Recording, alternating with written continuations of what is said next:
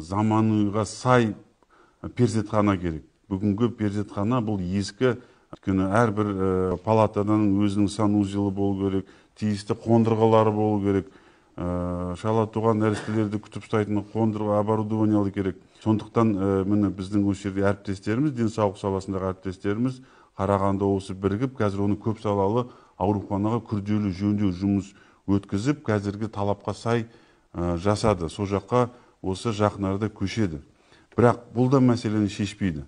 Өйткені бұл тек қана перзентхана. Біз толыққанды мынау жаңағы жүкті әйелдерді, сосын негізгі перзентхана, содан кейінгі балалардың емдеу, жаңағы 3 жасқа дейін, 5 жасқа дейін балаларды емдеу, ана мен бала орталығын ашуын мемлекет басшысының алдында көтердік.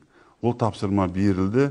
Қазір міне кеше ғана үкімет, оның ішінде денсаулық министрі Ажар Қиянатқызы сондай шешім қабылданғанын ақпаратын берді.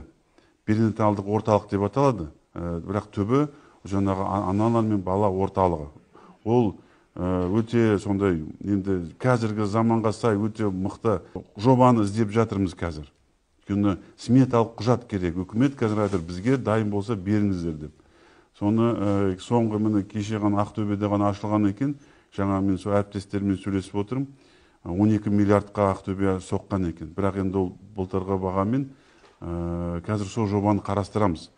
Егер де ол бізге сай келсе, онда біз ендігі жылы осы құрылысты бастаймыз ба деп жоспарлап отырмыз.